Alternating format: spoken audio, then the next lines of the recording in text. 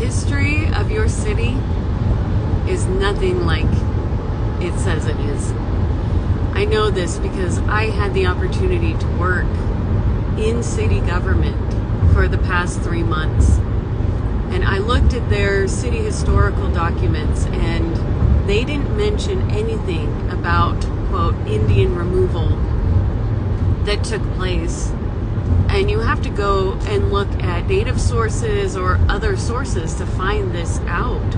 I spoke to a Yavapai heritage historian, award-winning author Dr. Maurice Crandall, myself, to understand what the history of Sedona, where his ancestors called home for thousands of years, what that history actually was. And he ended up giving a talk in Sedona on October 10th of this year. And it was eye-opening. If you look up a place called Indian Gardens in Sedona on Wikipedia, it says that place was founded by a white settler in 1850s, thereabouts. And listening to Dr. Crandall's talk, that place was a stopping point for the native people in that area to stop and grow food, and it was part of their nomadic route. And funny enough, the food they grew there actually kept white settlers alive as the natives were removed and forced to walk hundreds of miles to the San Carlos Reservation. Horrible conditions, many died along the way. As the settlers got into the Sedona area, the military came to clear the natives in that area. And when they were cleared, the settlers bought up all the land. So when the natives from that area were allowed to leave San Carlos 25 years after they were forcibly marched there, they came to the Sedona area and all the land was gone. Their nomadic lifestyle was disintegrated. Not only that, but the, quote, Indian boarding schools that their children were forced to attend separated them from their culture. So much abuse, so much death. And so that's not even going into the complete assault on the buffalo and this huge juggernaut that was American expansion that wiped out the native way of life and native culture. And now in Sedona, there is no Yavapai Apache property. There is no place for them there. Their most sacred site has a $900 a night hotel on it. And the only way they can access that sacred site is to ask permission and to be escorted after parking in a dirt parking lot back to their sacred site. Other sites, the Forest Service has regulations on how they can experience that site.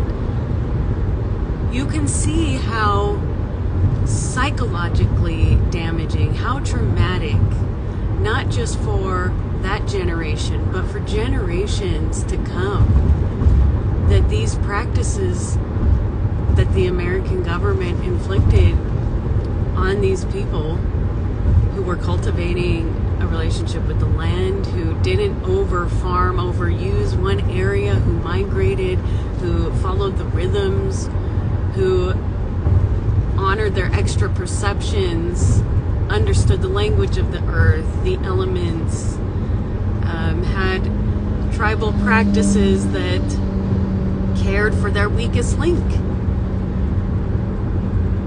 The apology that Joe Biden gave the other day, acknowledging on some level the Indian boarding schools, that is hopefully a gateway into the governments, like the city government I worked in, they really loved Native culture. Sedona is full of it. However, they had no understanding of what it took to actually make amends there and to bring Native people up to equal ground and help them rebuild their way of life. So this is hopefully an entry point towards Native leaders and American civic leaders into having real discussions about what is needed to bring that equality back. And in the meantime, I really honor the tribal nations for creating their own sovereignty on these scraps of land that they weren't just given. Like San Carlos in Arizona, they were forced there. That was a place that they were allowed to be in. But the other reservation land, they had to go and petition the government multiple times to even get little scraps of land close to their ancestral homes.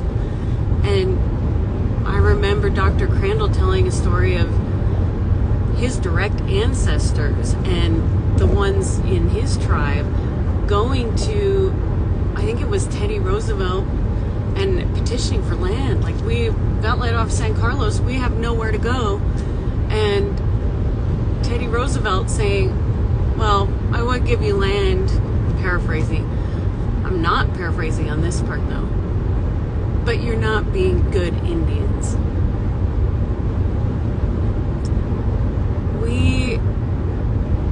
We have some work to do there.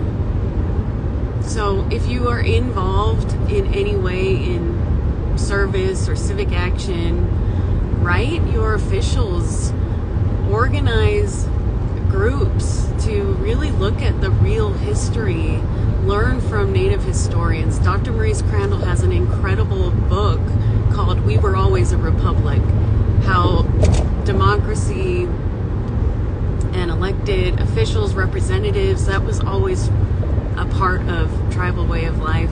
Learn the real history and you'll understand that the history that we're told, like Sedona's city historical document, didn't mention any of that. So it's time to look at what actually happened and start repairing so that we can rebuild the new earth with everyone on equal ground. Thanks for watching. Take care.